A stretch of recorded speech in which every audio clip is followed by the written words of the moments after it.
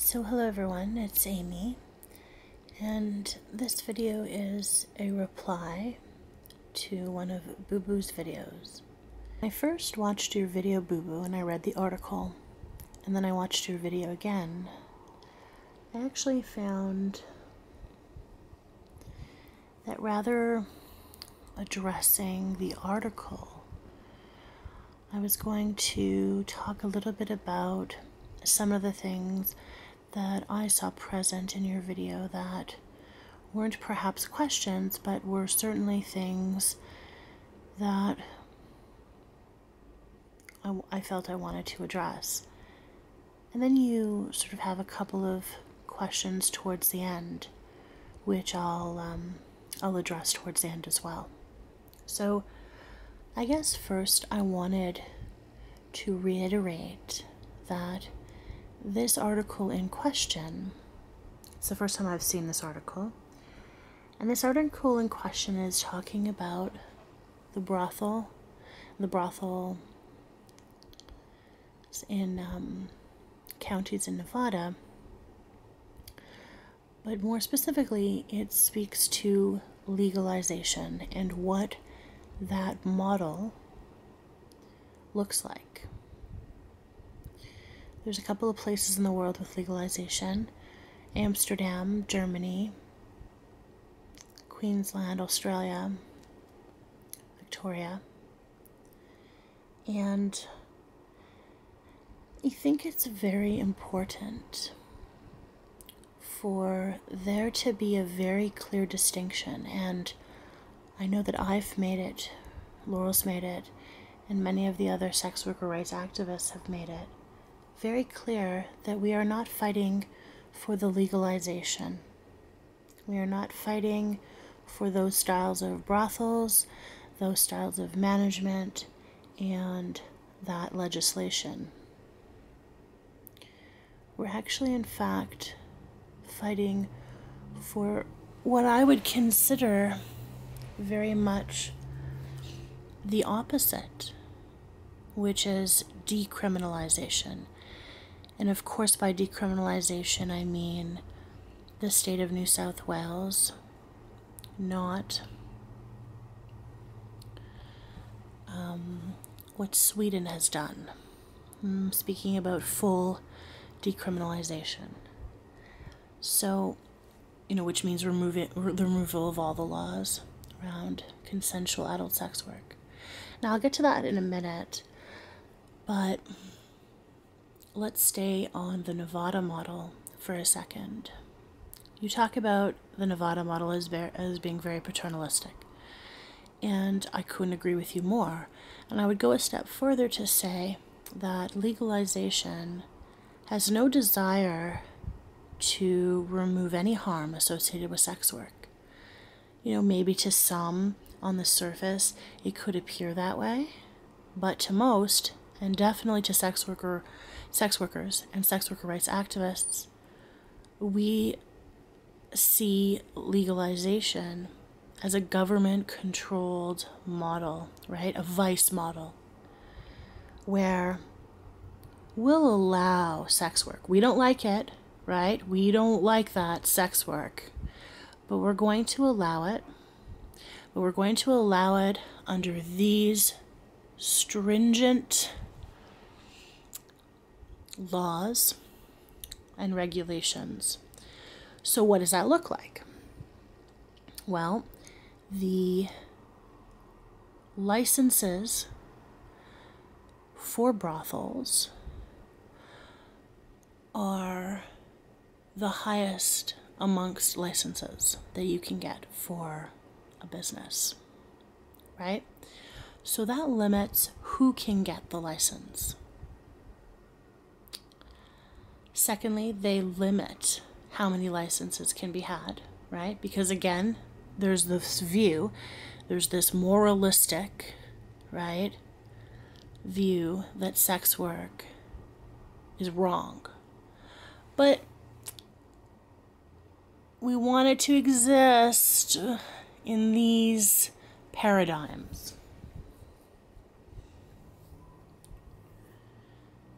So Not only are the licensing fees very high, limiting who can open a place, the laws are also very stringent. You are only allowed to work in designated brothels in designated areas. Look at Amsterdam, look at the counties in Nevada, right? In Amsterdam, what it looks like is a ghettoized sex work area, highly tourist, but all in that one area, right? Contained, controlled, right? Same with Nevada, only it looks a little different there, right? Oh, out of the way, right? Away. Very much in the middle of nowhere in some cases. So, we have a model here that doesn't benefit sex workers and that doesn't keep us safe. And I'm going to tell you why. So, a brothel opens, or brothels open, right? They're no longer giving out licensing. So, you have your pick of these particular brothels, a small amount. These brothels have rules. Many of the time, these rules benefit not the sex worker, but the owner, right? The person profiting off of our work. So, we are overcharged for condoms, lube, laundry service, sheets, a lot of the time room and board, unless you make a certain amount.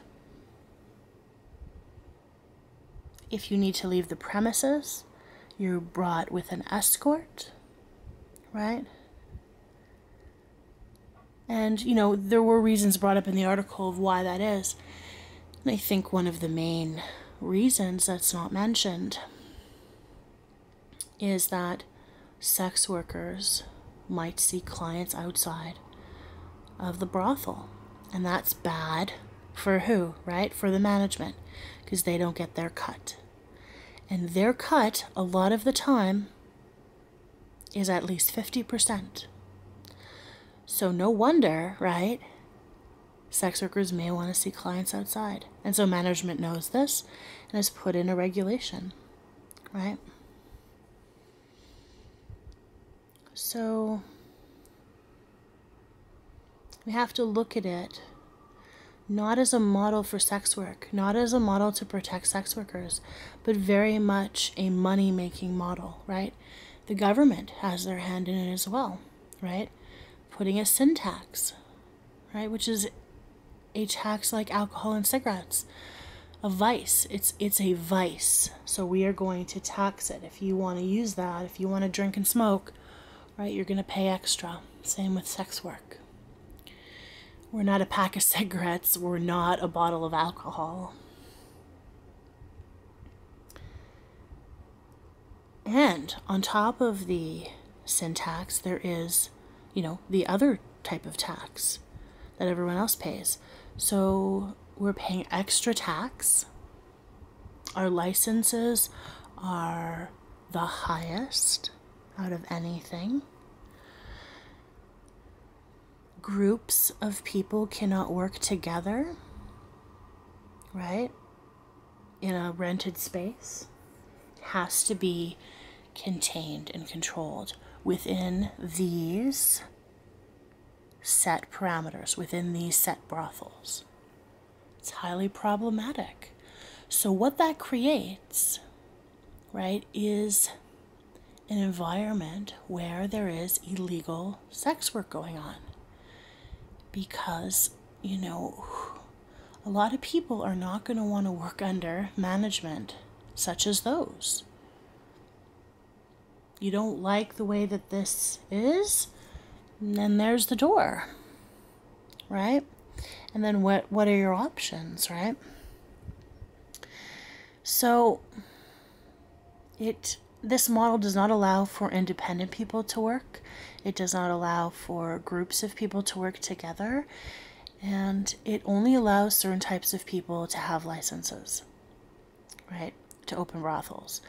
And another interesting thing about a legalized system is street work is completely illegal. So those who are working on the street, many of them survival sex workers, many of them with criminal records, are not able to work outdoors, are not able to work, right? So what does that, what does that look like? What happens to those people, right? Thrown under the bus in a legalized system. That people don't care about them. Well, ship up or shape out, right?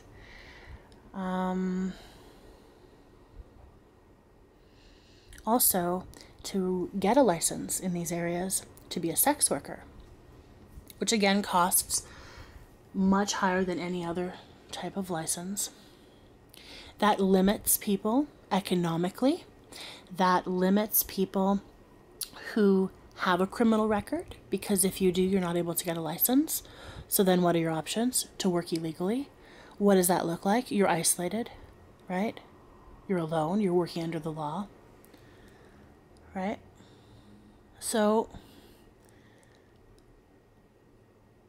that's breeded not because of prostitution, right? All of this occurs because it is an illegal system, right? Maybe there are different ways to make legal systems, but the ways that have been worked out in this world have all not benefited the sex worker, right? If I lived in Nevada, or the counties in Nevada, I would be working independently. There would be no way that I would work under those kind of conditions. I would work illegally. And a lot of sex workers do. So, right, risking arrest. So, there's a lot to this, right? This is not very black and white. This is not cut and dry, right? There's a lot of very little nuances that are creating an environment where the legal work is more exploitive to sex workers. So I know I'm missing some things. I've done some videos on this before. Excuse me if I'm forgetting a few things. But so let's move on to decrim, right? Oh, actually, I wanted to touch on before we get to decrim, I wanted to touch on a comment you made about the negotiation process. Now, I think that to understand it a little bit more, maybe I'll paint a picture for you. There's a few reasons why sex workers in legal systems operate the negotiation process like that, right?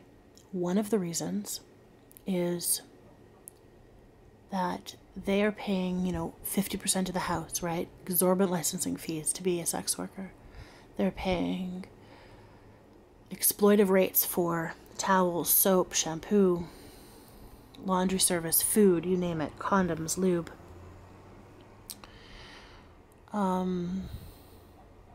So, they're trying to make money like everyone else. And so there's a set price in the brothels, and the sex workers are going to try to get more, right?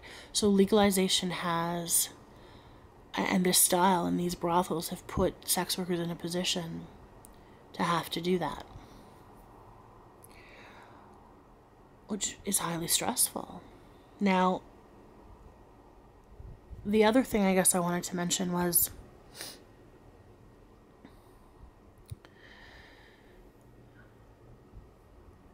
there can be other reasons for negotiation. So a set price, right?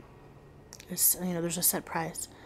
But for some sex workers, you know, that's a set price for a certain type of encounter, a certain type of, you know, their time. And perhaps for them, they charge extra for other things that the client might want, right?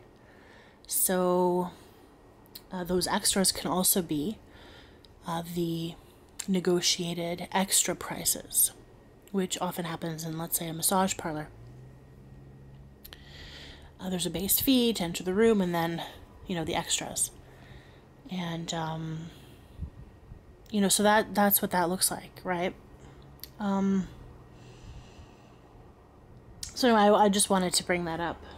Now, in a decriminalized system, very different than a legal system, in decriminalization, such as New South Wales, there's a great bunch of information about New South Wales that that I think is really being overlooked by people. And I think it's being overlooked because it's full decriminalization, and because a lot of people from the opposing argument of sex work wish for it to be abolished, essentially, right? And so they view full decriminalization as not accomplishing that goal very well. But partial decriminalization for them, like Sweden, okay, the sex workers aren't getting charged, the Johns are, slowly there'll be less demand, blah, blah, blah, right? There's a lot of problems with Sweden. And I know your video wasn't about Sweden, but I might throw a couple of things in there. So Decrim, right? New South Wales. Let's take New South Wales, for example. There's a great book. There's great articles. I'll link them in the low bar if you can get a hold of this book. I'm not going to link all the articles. There's tons. Search Decriminalization. You'll find stuff, but I will link, you know, to a couple of things. The book in particular, Taking the Crime Out of Sex Work, the New Zealand Sex Workers Fight for Decriminalization. It's excellent. It has so much information. So decriminalization, right, unlike the legalization, which is a very moralistic, very, you know, we don't really like you, but you can do it in this way, right?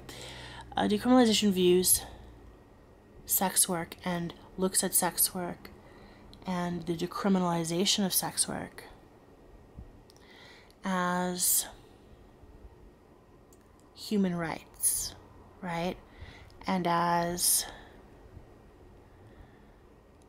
the goal to allow for sex workers to be in real society, right?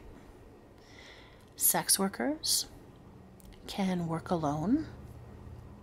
They could work with more than one person in a co-op, right? There are some laws around that, be it if there's 4 or more, I believe, and one of them is sort of a manager, then there needs to be an operator's license, right? But that license is not like in the legalized system, right? Which prevents certain people from getting it. You know, it's affordable and it can be gotten by sex workers, right? See, that's what we're not seeing in Nevada, right? We're not seeing sex workers running brothels there, right? We're not. New Zealand, we're seeing sex workers run co-ops, working together, right? The rules and regulations of these co-ops are fair and equal, and sex workers have a voice in decriminalization, right? They can form unions if they want. They can work alone or together. You do not, if you have a criminal record, you can still be a sex worker, right? In legalization, you can't, right? And in decriminalization, you're not getting a criminal record working alone. You're not getting a criminal record if you don't follow, you know, their rules. And how does that look for people who wish to leave the industry, move on to something else, right? You now don't have a criminal record. How much easier is that getting a job, right?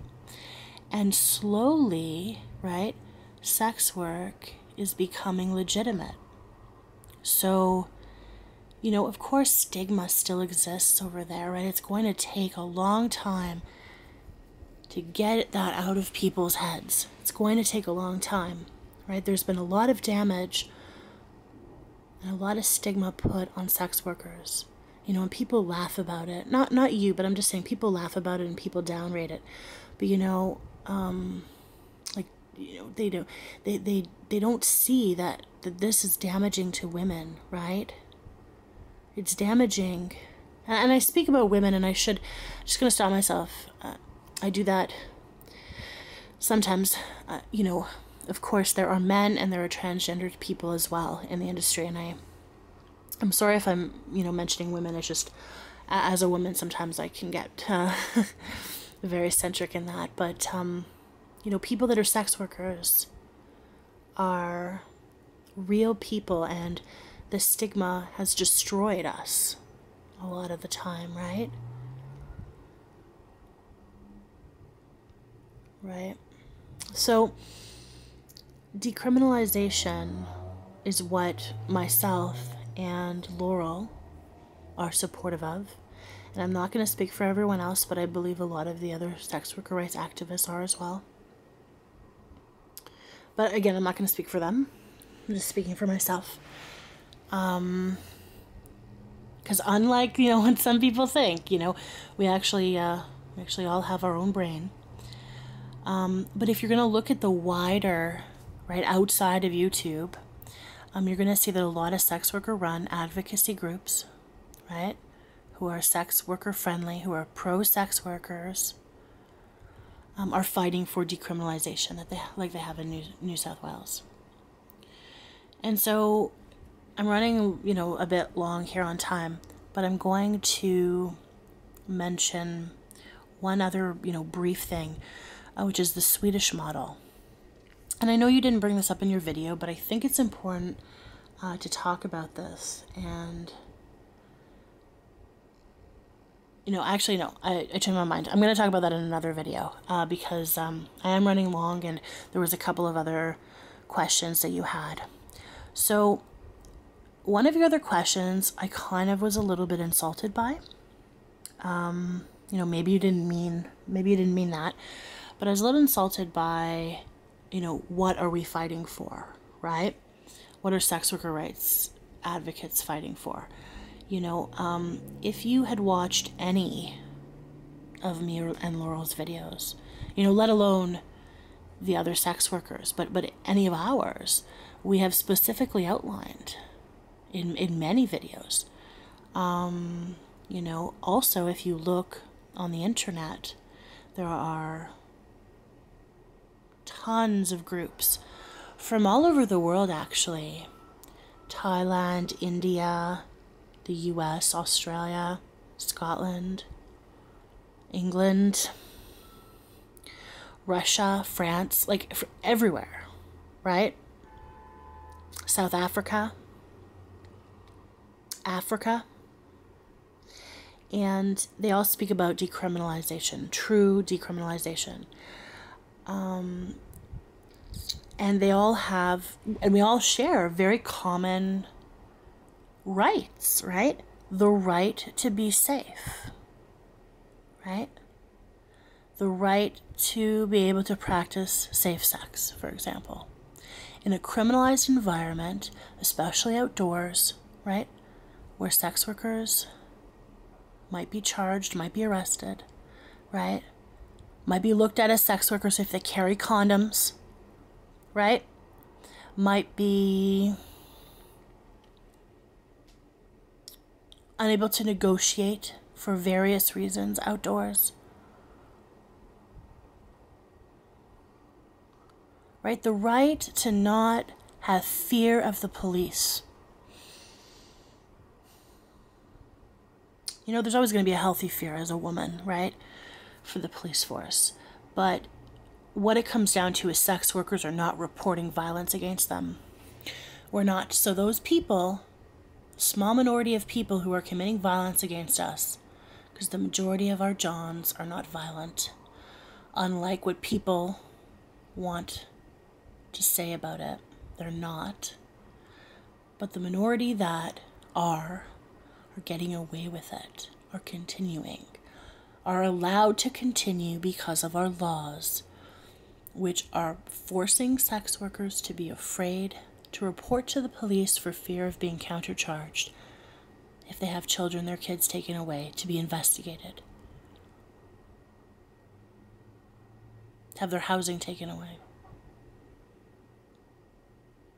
So, what are we fighting for? Our rights to be human. That's what we're fighting for. Our rights to be human. Our rights for our colleagues to practice safe sex. Our rights for our colleagues to not be arrested. And our clients not to be arrested. Because when you create, I guess here's where I'm going to bring up Sweden, right? They think magical, wonderful Sweden, right? On the surface, maybe to some, fucked up people, it might look good. But if you talk to sex workers over there, and I have, if you talk to people over there that are activists that are working to get those laws changed, you're going to see the real reality. And what is that reality, right? The reality that their clients are now being charged. So the clients are in a heightened state, right? You're getting into cars quickly. Not now because you are going to be arrested, but because they could possibly be arrested, right? Sex workers are used in sting operations without their knowledge to arrest Johns. They're videotaped for evidence that the client had sex for money against their will, right? But they're not, they're not arrested, right? They're not arrested. But they're put into re-education camps, right? Because you're a victim. We want to help you. But if you don't want our help, then you must be a villain, right? So, sorry, a little ramble, but, so, we're fighting for the right to be human. Novel idea, I know. I guess the other thing you sort of, talked about, I think there was one more sort of question. Oh, about existing in a world like that you think that we rely heavily on police and law. Okay, right now there are laws, right? Let's take Canada. Right now there are laws against sex work, right? I can't work at my own home. I can't work on the street. I can't solicit on the street. I can't have a manager or a driver or a security. I can't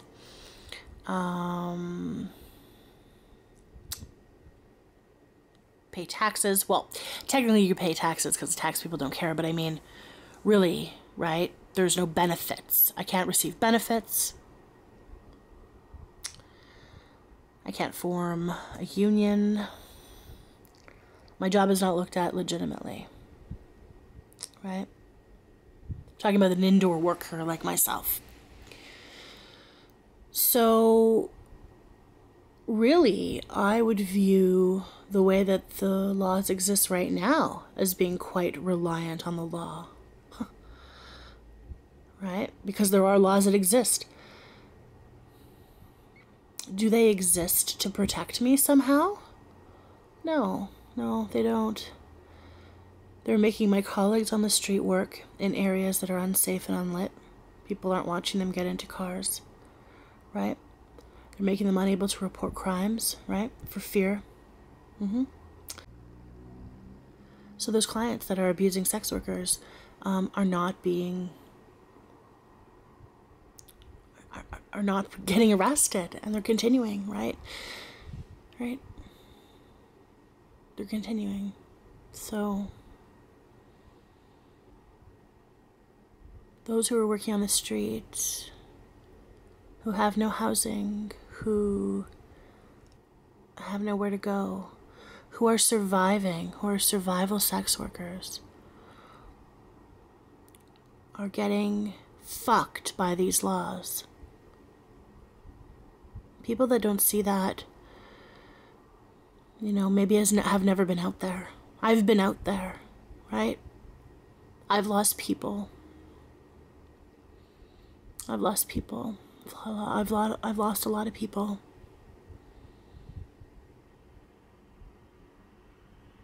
It's survival out there, at any cost. That's not sex work. It's not sex work. We need to redirect what we think we know and actually speak to those who we speak about. If I have time, I'll link in the low bar a paper from a legal entity up here who's part of the BC case to decriminalize sex work in Canada, to remove the laws. They actually spoke to the women of the downtown east side. They asked them what they wanted. You might be surprised to find out what they said.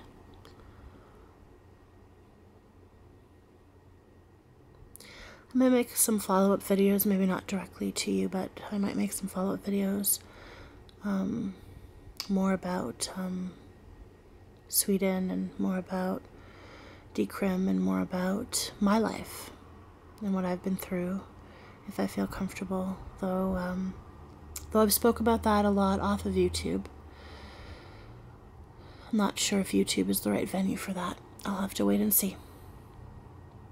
Anyway, if you have any questions for me, I'd be happy to respond back.